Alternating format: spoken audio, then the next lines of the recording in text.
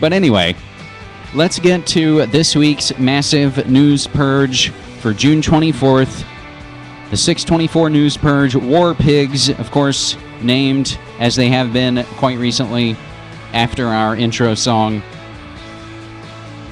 But we're going to get to the econocrash updates first with a story from The Telegraph. Lord Rothschild joins World Gold Council to put £12.5 million into bullion vault.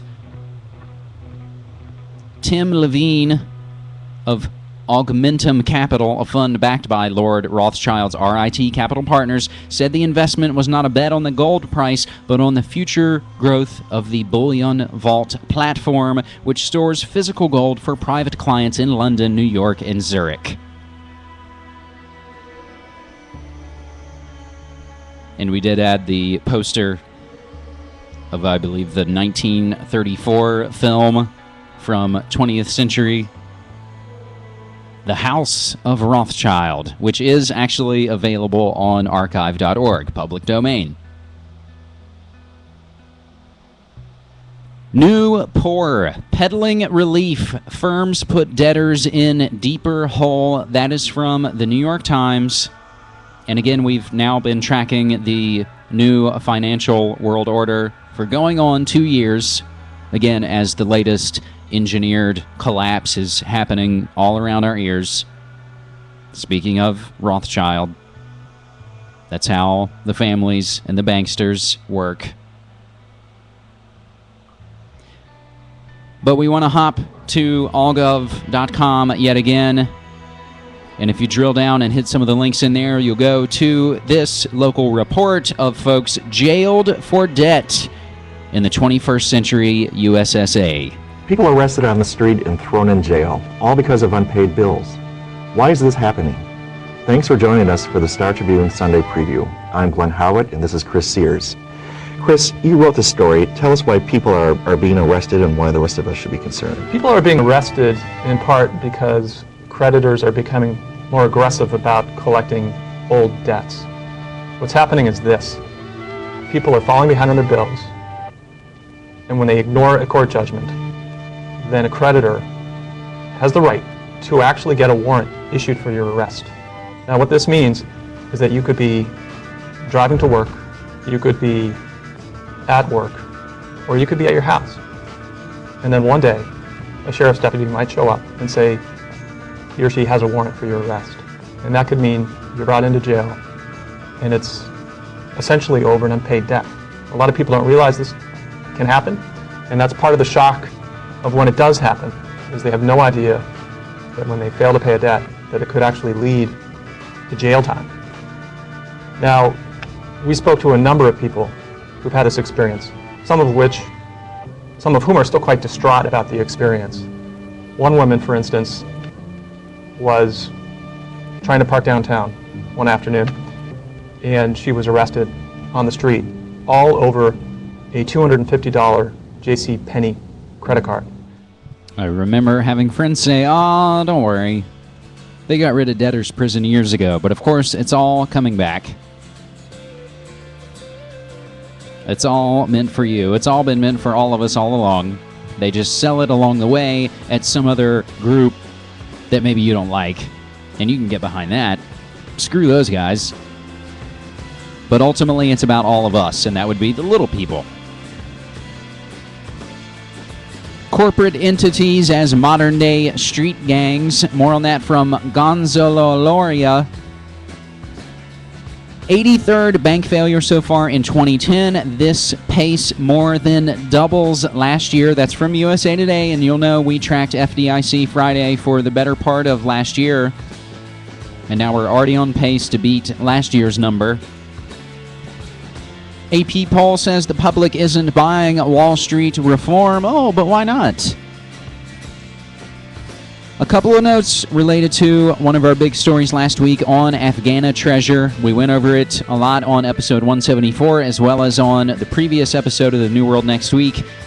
But here, a little bit of follow-up from the New York Times. JP Morgan makes moves aimed at overseas expansion And then another one from the old gray lady, the New York Times. World's mining companies covet Afghana treasure. That being, I believe, coined by CorbettReport.com. But our last note on econocrash is an update, and we'll hop over to ofgoatsandmen.blogspot.com with a triple take on Obama declaring victory. Wall Street wins again. From CNBC, the financial reform bill will likely hurt consumers more than banks because Wall Street will find a way to get around it, said Richard Bove, banking analyst at Rochdale Securities. News Channel 8. Obama declares victory on financial reform bill. Obama declared victory Friday, that's today, June 25th, after congressional negotiators reached a dawn agreement on a sweeping overhaul of rules overseeing Wall Street banksters. Lawmakers shook hands on the compromise legislation at 5:39 a.m. East Coast time after Obama administration officials helped broker a deal that cracked the last-minute impediment to the deal, a proposal to force banks to spin off their lucrative derivatives trading business. And the third bit on Obama declaring victory from Bloomberg, banks dodged a bullet as U.S. Congress dilutes trading rules. Legislation to overhaul financial regulation will help curb risk-taking and boost capital buffers. What it won't do is fundamentally reshape Wall Street's biggest banks or prevent another crisis. More of the same. And as we've kind of said, again, as we've now been on the air long enough to track the last few years of the previous puppet Bush administration and track the PrEP, the massive Madison Avenue PSYOP advertising campaign that sold you the Change-Alleluia. And a lot of the things, again, just looking at patterns and a lot of the names and organizations throughout recent history, if you can see that A led to B led to C, it's not going too far out on a limb to say that D is probably coming next.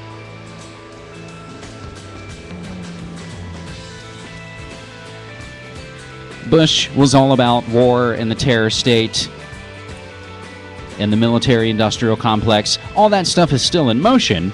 It's, of course, a self-fulfilling machine. But now the new operation has been going on for quite some time, and that's been brought to you by Rothschild's Choice. We said early back in 2008, even when we were still saying that it was probably going to be Hillary before magically Brzezinski's Obama came out of nowhere. But we said, look who his biggest donations are from.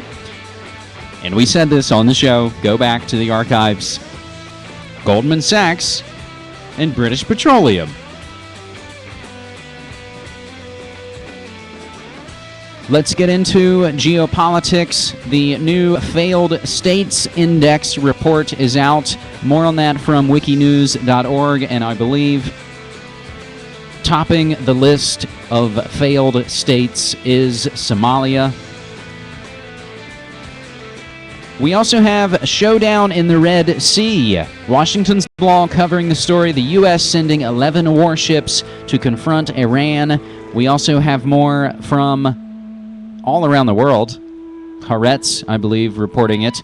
Armada of U.S.-Israel warships head for Iran. More than 12 U.S. and Israeli warships, including an aircraft carrier, passed through the Suez Canal on Friday and are headed for the Red Sea. According to eyewitnesses, the U.S. battleships were the largest to have crossed the canal in many years, reported the London-based newspaper Al-Quds Al Arabiya on Saturday. Haaretz reported Egyptian opposition. But what are you going to do? You're going to oppose the U.S.-Israel war machine? If you try and stop it, they'll just pull a false flag, provocation, war-starting event, like they've done all throughout, again, modern history.